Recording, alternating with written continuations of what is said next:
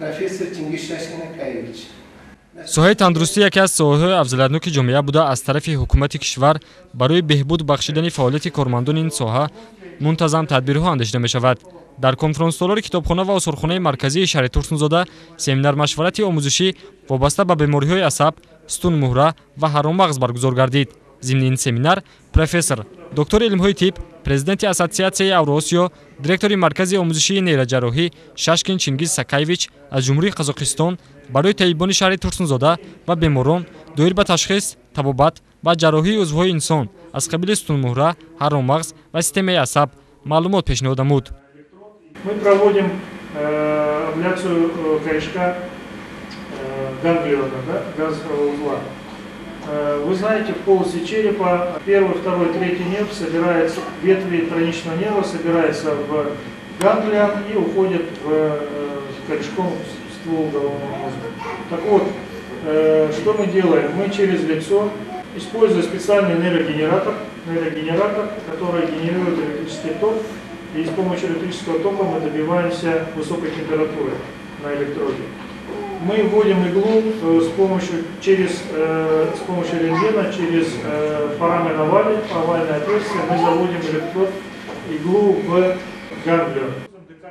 зимни семинар-машварат мутахассиси соҳаи тандурустӣ аз ҷумҳурии Қазоқистон доир ба табобатшаванда будани як қатор бемориҳое ки ҳангоми фаъолияти нодурусти системаи асаб пайдо мешаванд ибрози назар намуд ва ҷарроҳиҳои гузаронидаи худро тариқи слайдҳо пешкаши иштирокдорон намуд.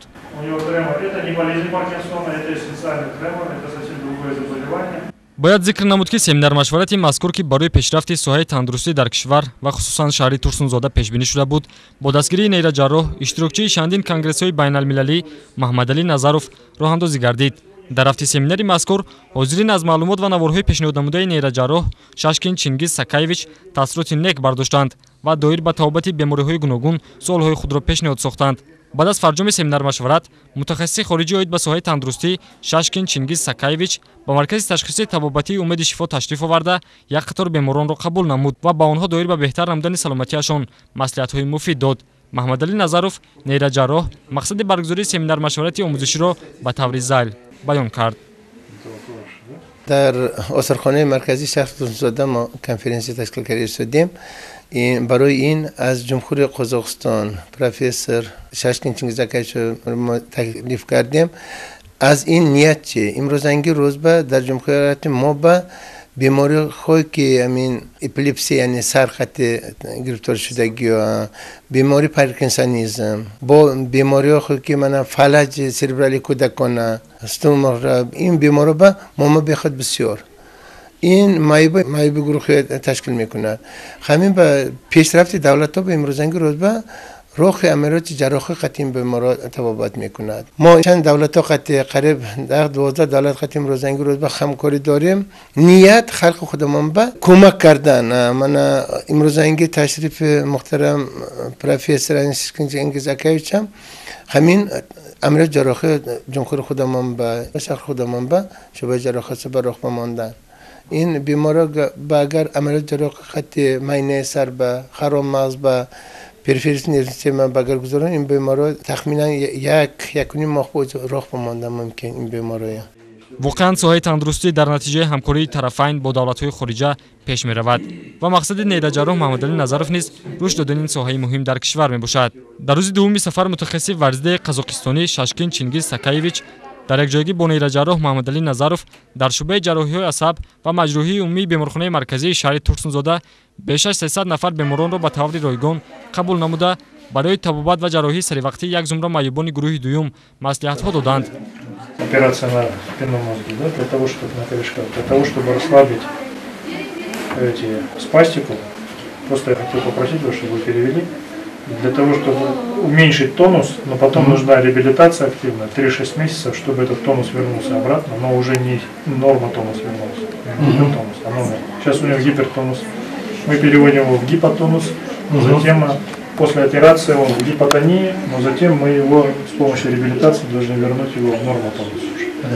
дар ҳақиқат сол аз сол бо пеш рафтани техникаву технология табобати як қатор бемориҳое ки солҳои пешин мушкил буд осон гардид. нейроҷарроҳ Маҳмадалӣ Назаров ният дорад ки бо ташкилотҳои байналмилалӣ ҳамкориҳоро зич ба роҳ монда бемориҳои стунмуҳра, ҳаромағз ва системаи асабро дар дохили мамлакат тавобат намояд.